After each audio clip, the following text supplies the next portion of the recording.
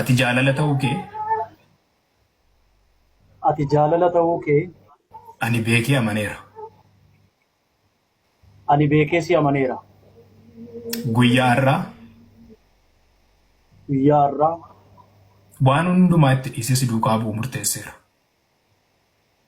waan hundumaa itti dhiisee si waliin bu'uuf murteesseera. Ati na simadhu.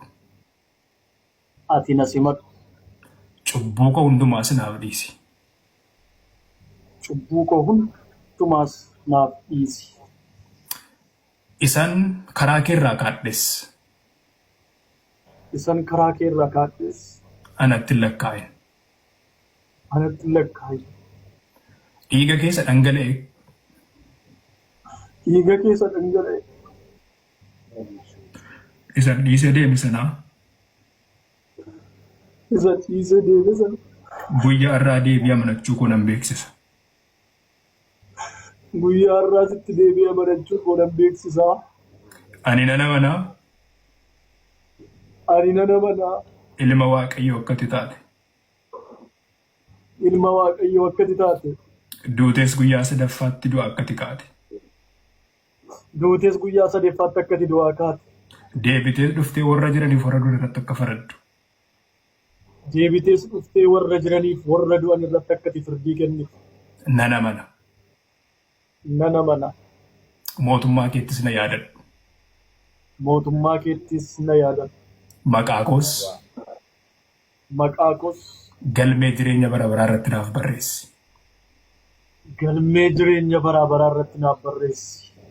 Ani nan amanaa Ani nan amanaa maqaa Abbaatti, maqaa Abbaatti, kan Ilmaatti, kan Ilmaatti, kan Hafuura Qulqulluutti, kan Hafuura Qulqulluutti, Waaqayyo tokkoon Ameen. Waaqayyo tokkoon Ameen.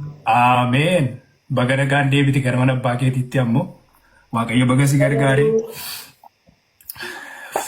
Waaqayyoof galannaa ta'u. Ililleen Waaqayyoon galateeffadhaa. Gooftaa galanteessiifa ta'u. Nama arrabsaa olii kana godhi kiristiyaanummaa irra waa dubbadhu jaaniin. Inni ammoo hundi amantii kiristiyaana hundi amantii islaamaa hin qabanne ammaan sallame maaliiniin gabbee nama dubbadhaa jennaan kaayituma nama arrabsaa olii nuus si danda'a jaaniin. Warra kafalamee fi nama arrabsaa olii akka jiru beektan ani immoo namicha ni waraabe reekardiin godhe. Gujjaa soyinu. So hamma kanaatitti wantoonni deema. Diinummaa kee islaamummaa warra jiruuf mul'istee hammanii fi humnaan warra biraarraa dheekkamsaan kaatutti raawwatee maahu amantichi seensimatu. Si mitiiti warra keessa jiruhu amantii ittiin fayyuu isaatiif ragaa hin qabneedha bara. Jannata nana itti jee beekuu hin dandeenye Allahu alam jee tamma hammatu waan irratti murtaa'e hin beeku jee. Ani namichi eeganii fi waan irratti murtaa'e hin beekne hordofaan isaa isa dhaqa. Yesuus waan tokko jee saniin hin xumura. Jaamaa yoo gaggeesse lameenuu wal fudhatanii ciao. So baga deebitee garuu baga gara jireenyaa deebitee kan waan hin gabaabsa adda ta'e gurbaadhaan warri jal'aaba sadhaabe borus numa gurgurata hin shakkin. Ani waan tokko qofa akka obboleessaa kan hin sidhaamu waan lameen tokko kan dagane tokko warri irra jal'aaba sadhaabee si gurgure kuni amma waan deebiteef jecha ammaan booda duula sirra banan kanan dagatin karaa hundumaa beeke. Duulli isaanii akkuma deengada argite sanii bishaan kaleessa sii bitan hunda sirra kaawwachuu eegalan. Sababis amantichi arrabsuu fi salphisuu kiristiyaanummaatiif malee namummaaf illee si yaadee sin gargaarre. Argine midhee deengada obboleessa keenya irratti. Kanaafi isa kana tokko siif hin daama. Lammaffaa eega dhuftee hin jarjarin amma gara waan biraatitti. Tasgabbaayitee taa'ee waan jarri kun si gorse hin beeku ammaan seene tasgabbaayee gattaayitee amantii irratti of ijaari. Amantii kaleessa wantoonni shakkisiisee keessaa si baasuu danda'e rakkoonsaa duuka bu'ummaa hanqinni akka jirudha kan arginu kanarraa. Kanaaf namni kiristoosiin dhugaan baree fi mi'eeffate deebi'ee waan biraa baruu hin danda'u waan ta'eef taayitii hundi amantii isa dhugaa irratti gajjaarame jabaadhu eebbifame jabaadha hanumaan jaa. Jabaadhu. Asuma turi abduu. Si haa eebbisu eebbifamii. Turaniin tura ganaa maal yoomiin dubbachuu eegale amma hanganiif takka jedhutti warra biraa dubbistuu jeeti. Amma isheen kun xiqqoo watti warmaap isheedhaan beektutti qaama ifannaadha hin kun jedheeti. Amma badhaadha. Brain wash goone amma brain wash goone. Baay'een isin jaalladha durumaayyuu. Baay'een isin hordofa ture keessattuu duraan yeroon pirootestaantii jiru jechoota keessan baay'ee feesbuukii gosa duraan irraa haakii ta'e malee jecha keessan tokko intarviiyuu keessan tokko gadhiisee naannoo 100 olii tulaalee ture feesbuukii gosa duraa tokko narraa gubate malee. Na baay'ee sin jaalladha durumaa baay'ee sin kabaja. Akkuma kana amma ammaatti illee nama kuma tokkoof 300 ol toddoo kana jira. Jaalala isin naa qabdaniif kabaja isin naa qabdan arguutti isanii abbaa kootti Yesuus kootti isa jireenya naaf ta'etti deebi'e caalaa dhugaa dubbachuudhaaf ammallee gammachuu kan biraa dhugaa gochoonni iddoo kanatti isin gochaa jirtan argamni keessan saappoortiin isin nagoota irra giiftiidhaan feesbuukii irratti dhaqanii gadhiisanii jechuudha. Feesbuukii irratti gadhiisanii waan biraa jedhanii sigaa jiru jechuudha dhugaa dubbachuudhaaf jecha isiniif hin qabu mataa dhukkubbii taatanii nama baay'eetti keessattuu ijoolleen keenya hundumtuu galatooma jecha isiniif hin qabu baay'een isin jaalladha. Galatooma hundi keessan iyyuu tameen illee dhugaa dadhabaa jiran fakkaata waajii koo tameef illee laadhu galatooma. Carraa amoonni kanatti dabalee waa tokko jechuun barbaada. Daqiiqaa tokko dubbadhuuti taametti dabarsinaa tameen dadhabeera waan ta'eef. Maaliif namoota hunduma keenyaaf fakkeenya ta'an namoota waaqayyoota as keessa jira. Kan akka Abduu Salaam, kan akka Barsiisaa Joon, kan akka faarfataa buleessa keenya namoonni baay'ee jaallatanii tamaam isa boruutiif waan har'aa kana caala namoota ifatamuu qabu, namoota gorfamuu qabu, namoota sagaleen eenyu biraa jeeqaa? Yommuu keenya dargaggoota kana tajaajiloota kana miidhaa kan jiru karaa irra deemamuu qabuu fi akkaataa itti deemamuu qabu wallaalu. Tarii anaan Barsiisaan Abduu Salaam na beekuu dhiisuu mala waldaa inni irra jiru yeroo 3-4 deemee taa'ee dheerani. Maaliif akkas jechuu barbaade? Namoonni nu caala waa hubatan, waa barsiisaa jiran dhaloota kanaaf fakkeenya ta'anii wantoota amma deemaa jiruu fi godhamaa jiru kanatti isa har'a asirra teenyee nutti dhaga'amee boonye qofa otoo hin taane dhaloota jilba keessaniin kadhattanii barsiiftanii fiddan kan maal gochuu fi maal laachuu fi maal barsiisuun maal hubachiisuun akka isinirra jiru namoonni waa hubattan barsiisonni ciccimoo keessa jirtan kun mataa walitti qabattanii dhaloota kanaaf fandiraayisii barnootaa ta'uun akka isinirra jiru asumaan ergaa otoo nu dabarsitanii baay'ee barbaachisaa. Ijoollonni baay'ee miidhamaa fi nyaatamaa kan jiranii wallaalaniitu beekanii otoo hin taane. Cancalleetti aduudhuma ganamaa kana waan argan garanatti hin cabne wayi dammoo garanatti hin bilchaanne wayi garasitti hin bilchaanne wantoota akkasii kanarratti gadi fageenyaan ijoollota obboloota miidiyaa kanarra jiraniif barnoota godhamuu qabu otoo nuu gootanii isa boruu iftaaniitiif iyyuu fakkeenya guddaa nu ta'a isiniin jechuun barbaada. Baay'ee guddaa galatooma. Baay'ee natti toleera natti tola. Eebbifami eebba si haa eebbisu dhugaatillee hojii guddaa hojjette ijoollee eebbaan nama jabaadha dhugaa dubbachuuf nama jabaadha nama yeroo rakkinaatti harka nama qabaa jirudha kiristoosii gaditti dhugaa dubbachuu yoo ta'e thank you eebbaan illee baay'ee si galateeffadha booda harka si qabadde harka keessa si qabadde booda sitti dhufa jedhe baay'ee si jaallannaa eebba hojii boonsaatti jirtaatti nu muddi amma akkasaa goona. Badhaatu daqiiqaa tokko duwwaa dubbadhu argeera daqiiqaa tokko duwwaa dubbadhu ijoollee buutu ergasii booda sagantaan kan tamaame daqiiqaa 10 isa jedhu maal isa jedhu faarfatee nu golobee bootamaame ergasii booda ijoollee galchina waan ta'eef. Badhaatu daqiiqaa tokko qabda argeera daqiiqaa tokko qabda. Tole daqiiqaa tokko yoo fixu sekoondiitti naan fixa waaqayyo galata argatu maqaa waaqayyo ulfaatu guddaan gammade baay'ees na boochiftanii amma ammaatti baay'een boo'e dhugaa waaqayyo baay'een gammade si baay'een boo'e si amooni iddoo tajaajilaatti wal beelna iddoo biraatti hin beeku karaa keessaa isaa sofsiisee hin beeku garuu bakka sagantataatti oddoonanii lallabutti yoo na arge dhufe koomentii na jalatti caafata qulqullaa'aatiin xiskaan na deeggara. Yeroo innillee iddoo sagantaarra jirurratti yoo arge anillee jala taa'eetiin isa deeggara ture. Guyyuma gaafa islaamummaatti deemerraa kaasee yoo nanattami amoo jedhee nagaan naaf hin deebisu. Nagaa naan hin jedhu liivii irratti illee na baqata mataa qaqqabatee baqa anillee hin qaana'e itti dubbachuunis natti toluu dide dhiisuunis na dhibee akka godhee jedhuus nan dhabee nan jajjabee isaanis na dhibee nani masakkaraaf jechuunis na rakkisee maaliifuu wajjiniin turre waan ta'eef hin beeka. Akka godhus nan dhabee sheemayeetuma dhiise keessuma kootti garaan kiyya na gubateetuma dhiise amma ijoolleen illee irraa dubbatan dubbachuus nan dadhabee baga deemte sin jedhu baga deeme sin jedhu deebi'a sin deebi'u sin jedhu garaan koo waan nana'uuf hin cal jedha Kiristoos galata argatu garuu amma galata guddaadhaan waaqayyoof nan galateeffadha. Kana booda innis atamiyamoo yoon jedhee nagaan attam badhaatu jedhee nagaan deebisuu hin danda'a jedhee namana. Gooftaan koo sinaa eebbisuu eebbifamaa yeroo gaarii qabaadha. Eebbifamii badhaatu dhugaatillee badhaatu mucaa jabduudha jajjabeessaa waaqayyo ishee eebbisuu guyyaa guyyaa mana hin banti. Dhugaa dubbachuu waan beektuun barsiifti. Jara kana jaralee nama dhaabachaa jirtudha. Badhaatu jabaadhu. Foloo godhadhaa badhaatu jabeessaa bulitti jabduu qataleedha. Eebbifamii badha. Eeshi argeera daqiiqaa tokko qabdaa. Sekeendii 30 si ga'ayyuu. Sekeendii 30 si ga'a. Tamaam qophaa'e amma sagantaan kan keeti. Sitti dheeressine soorii. Faarfannaa tamaam kana dhaggeeffadhu moo haasa'eetuma bu'u? Yaa softee dhuma nuu buute ijoolleedhaaf. Rakkoon qabu an daqiiqaa ani haasaa baay'ee dheerayyuu baay'een jaalladhu. Waaqayyo hunduma keessa naa eebbisu. Amee welcome baga nagaan dhufte. Muutii.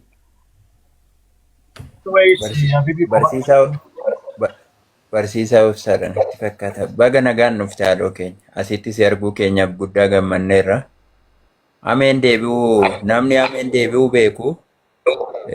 Ijji naacha fi jiraachaa bishaan keessatti wal beeka jedhanii ameen deebi'uu ijuma isaarraan bareeyan duruma laayivii gaafa seennu akeekkattaniitti yoo ta'e takkaa ija qabatee haasa'ee hin beeku ameen takkaa ija jabaatee jechuudha takkaa maanis isa keessaa hin maddine dhugaa dubbachuuf taananii amee ija isaarraa barreerra nuti iyyuu takkaa ija hin qaban naarra ija qabate obboleessi keenya dhugaa dubbachuuf taanan sirriitti.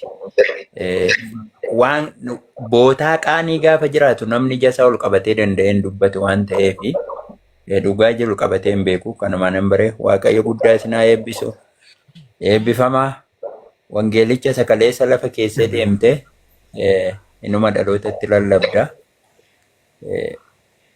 waan yaada garaa ofii jijjiirrachuudha waan keenya immoo waaqa dhiifamaadha atis waan beektudha namoonni baay'een dhugaa sitti ba'ullee waan beektuuf sitti ba'uu hin barbaanne kanaaf itti qaanaa namni waan ta'eef baga gara mana abbaa keetitti deebite eebbifamee gaaf tokko illee maqaa isa kanaan hin jiru waan ta'e wayinaan jetteetta dhiifama sii godheeraanii eebbifame waaqayyo si eebbisu.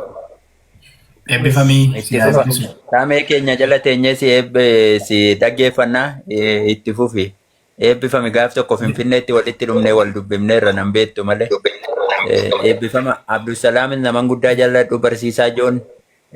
Hunduma keessanuu naman baay'ee jaalladhuudha eebbifama obsaan illee nama biyya kootiiti barsiisaa obsaanii iddoo tokkotti dhalannee nama guddanneedha namoota ciccimootas keessa jiru eebbifama. Si eebbisuu Liidiyaa Ulgalchaa Awwaaji Liidiyaa Ulgalchaa. Okay. Ayyee Liidiyaa Galchaa bakka isaa. Liidiyaa Galchaa Liidoo ergadhu niitiin illee zeroo jiraatti illee naa galchaa sekeendii 5 duwwaa dubbadhe tamaamitti dabarsa sagantaa nu duraan deemnaan mallee. Sagantaa qabaaf dhugaa dhumaa irratti waan qaban fakkaatu yeroo deeme nan beeka obboleessi keenya ammoo simanna waan ta'eef guyyaan guyyaa addaati jedha tele viidiyoo jedheera nu duraan rafina baay'ee baay'ee sin turre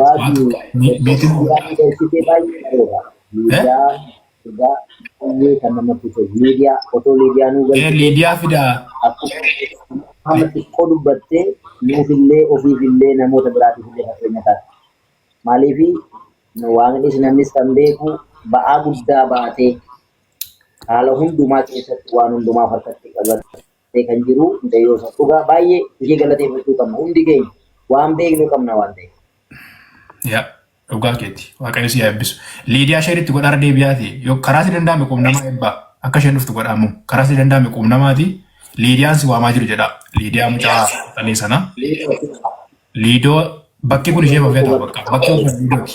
Haa ta'u bakki kun akkasumatti yoo isheen nuti ishee gashina wal harkisaa galchaa modeetaroon Liidiyaa galchaa waan hin jedhu keessaa jiraate Liidoo kottu ani jalqaba hundumti keessanii gooftaa isin eebbisanii jechuu barbaada. Taaptaabii kun miiloola lama galchitanii koppiliinkii keessa gara 50 siqee jira gooftaa guddaa isin eebbisu yeroo jalqabaatii waan boonsaa hojjettanii akka kanatti bareedaatu galmaa'ee baay'ee namatti seenaa bareedaatu galmaa'ee jira. Taaptaabiin illee koppiliinkiin baay'ee namatti tola dhugaa. Akka gaafachi dhatte dibilii tirippilii yoo jenne yuunuun sobsiisu gaafachi dhatteerra baay'ina namaas yoo jenne waan kamiyyuu dachaa meeqaan caalaa. Kanan sekeendii 5 duwwaa dubbadhatameetti dabarsu na yaadadha yeroo tokko ammoo viidiyoolee irratti hojjedheen ture. waa'ee kokaasanii isa gastii galchanii gara nama 800 keessatti awwaleedhaaf waajii jibbuu hin danda'u jedhe. San dura immoo jaalladhu caalaatti dhugaa dubbachuun namni viidiyoo kana shirnaa goonaan mimmaan buusee hin bu'e. Jibbuu hin danda'u jedhee bare. Ani uummata ijoollee kiristaanaa jibbee jiraachuu hin danda'u jedhe. Namni jaalala beeku namni waaqayyoon beeku dhugaa nama jibbuu hin danda'u. Yoo waajiin kana godhe ergeereen naan lakkisaa jedhe hin dogoggorinaa jedhe. Waajiini fira kootii jedhe.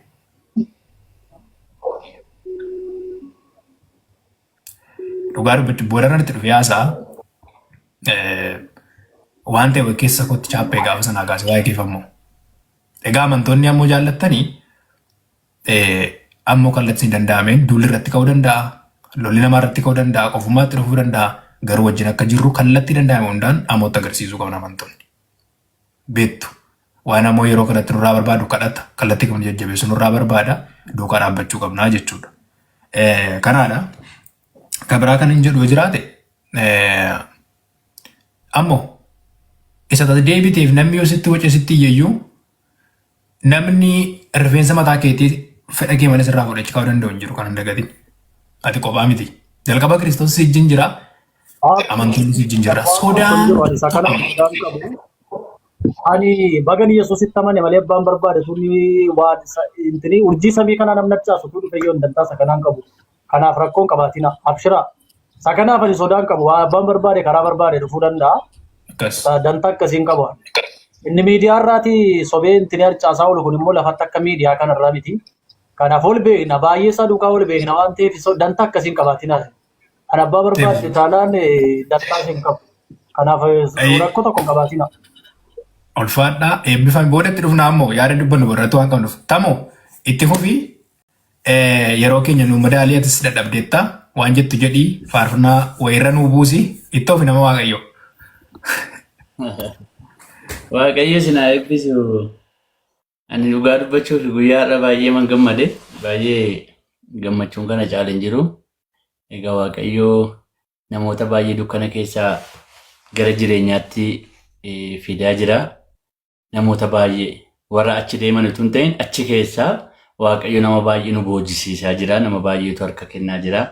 Kumaatama hedduudha jechuudha kan harka waaqayyotti kennatee gara ifa isaa dinqisiisaa kanatti kan dhufe nama baay'eedha jechuudha. Kanaaf nuni boojuu baay'ee qabna.